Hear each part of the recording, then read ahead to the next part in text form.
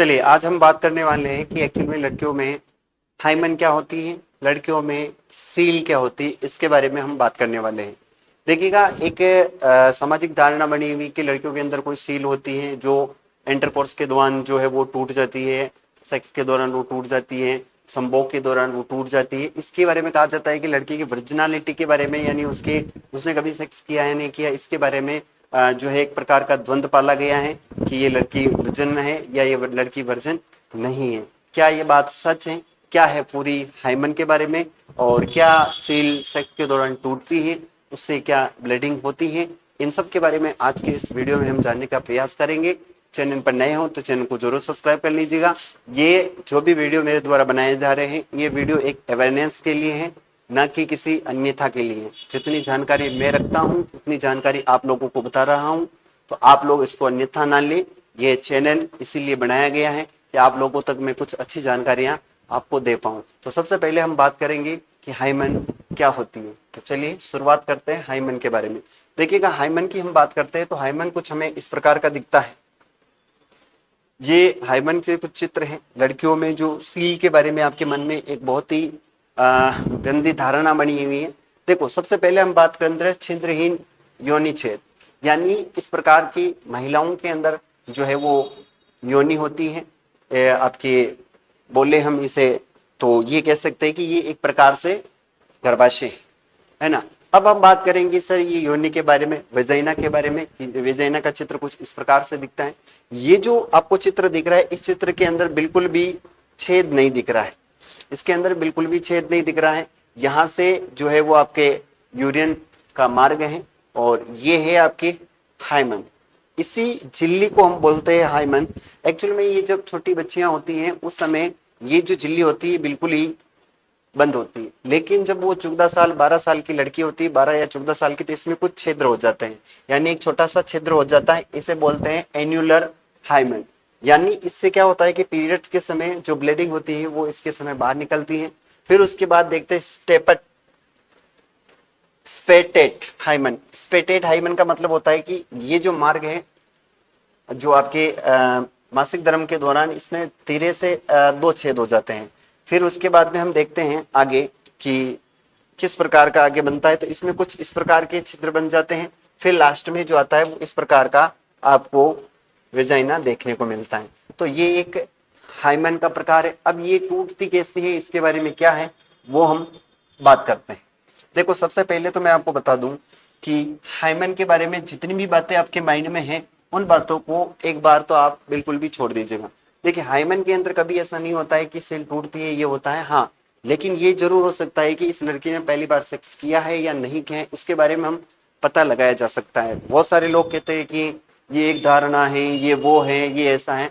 भाई, हर लड़का जानता है और हर लड़की जानती है कि उसने सबसे पहली बार किसके साथ में उसने संभोग किया है, सबसे पहले उसने शारीरिक संबंध किसके साथ बनाए, और वो लड़का भी जानता है कि इस लड़की ने पहली बार मेरे साथ शारीरिक संबंध बनाए हैं, इससे पहले इसने कभी किसी के साथ शारीरिक संबंध नहीं बनाए। ये एक लड़का और लड़के के बीच में जाना जाता है। लेकिन साइंस इस चीज को नहीं मानता है, क्योंकि साइंस हमेशा कुछ बिंदुओं के ऊपर बात करता है जो बिंदु उन्होंने बनाए हैं, और उन्होंने हमेशा ये बनाया है कि हाइमन एक प्रकार की झिल्ली होती है जो आपकी उम्र बढ़ने के साथ साथ उसके अंदर जो है वो बदलाव होते हैं। और एक समय ऐसा आता है कि जब लड़की बिल्कुल पूरी रूप से गर्भ धारण के लिए सही होती है और आपके संभोग के लिए तैयार हो जाती है, उस समय उसके हाइमन के अंदर जो है वो बड़ा सा छिद्र हो जाता है, यानी हाइमन पूरी तरह से हट जाती है। लेकिन हाइमन हट जाती है, ये बात मैं भी मानता हूँ। लेकिन एक चीज यहाँ पर ये होती है कि अगर प्रथम बार यानी पहली बार अगर लड़की सेक्स कर रही है, तो उसका पता कैसे लगाया जा सकता है कि इसने कभी किसी के साथ संभोग किया या नहीं किया। उसमें एक चीज ये होती है कि जो लड़का होता है, लड़का वो लड़की के साथ पहली बार अगर शारीरिक संबंध बनाने जा रहा है, तो लड़के को भी पता होगा और लड़के को भी पता होगा कि एक्चुअल में होगा क्या।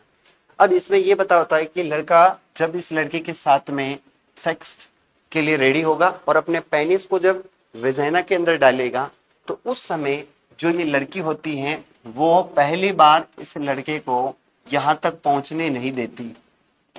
यानी उसके मन में एक डर होता है, उसके मन में एक बहुत बड़ा भयानक, ये समझ के मानिए कि एक मानसिक तनाव आ जाएगा उसको, अब क्या होगा। यानी एक प्रकार का डर है वो डर पहली बार भी होता है। इस समय लड़का ये पता कर सकता है कि अगर लड़की डर रही है तो ये मानकर चलिए कि वो अभी तक किसी के साथ जो है उसने नहीं किया है संभव। और लड़की इस चीज को भली भांति जानती है। क्यों क्यों जानती है ये समझिए। क्योंकि जब लड़कियों का डर खत्म हो जाता है, यानी जो लड़का उससे तन से नहीं मन से चाहता है, वो लड़का हमेशा ये चाहता है कि जब वो सेक्स के दौरान एक दूसरे के साथ होते हैं तो उस समय क्या होता है कि लड़की के डर को दूर करना रहता है, क्योंकि वो पहली बार किसी के साथ में बिस्तर हुई है। तो लड़का उसके पेनिस को जब योनि के अंदर डालेगा तो उस समय वो जो है उसे दर्द ना हो, इस प्रकार से वो करेगा। जल्दबाजी करने से लड़कियों के इसमें वेजाइना में ब्लडिंग भी होती है और उन्हें थोड़ा सा पेन भी होता है। लेकिन यही अगर किसी लड़की से किया हुआ है तो सीधा सा ये है कि ये लड़का अपने पेनिस को इनकी योनि में यानी वेजाइना में डालेगा और वो सीधा चला जाएगा बिना किसी तकलीफ के, बिना किसी चू चढ़क के, है ना। तो भाई साहब ये तो धारणा गलत है कि वर्जनालिटी होती है नहीं होती है। सील मैं मानता हूँ सील नहीं होती, लेकिन पहली बार अगर किसी लड़के ने किसी लड़की के साथ सेक्स किया है तो वो पता कर सकता है कि इसने अभी तक किसी के साथ नहीं किया।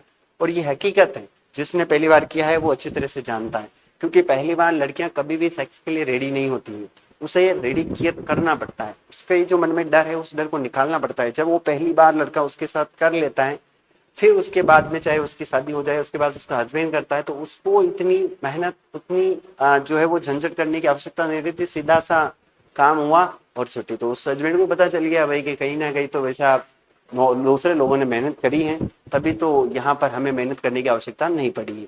तो ये एक सील हाइमन होती है, इस प्रकार का एक द्वंद होता है। ये द्वंद वाकई में सील जैसी कोई चीज नहीं होती है, लेकिन पहली बार किया या नहीं किया है इसका पता लगाया जा सकता है।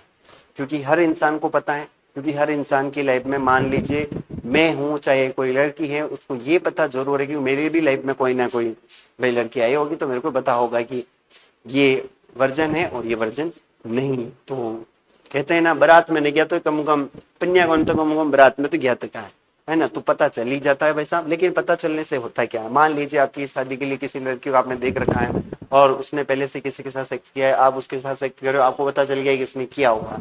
अब क्या कर लो, कुछ नहीं होता है भाई साहब। ये जमाना जो है ना वो पितृसत्तात्मक नहीं मातृसत्तात्मक, यानी यहाँ पर औरतों का राज। हम पता भी कर लेंगे तो क्या उखाड़ लेंगे उसका, भाई वो चीजें तो बदल ली जा सकती है नहीं है।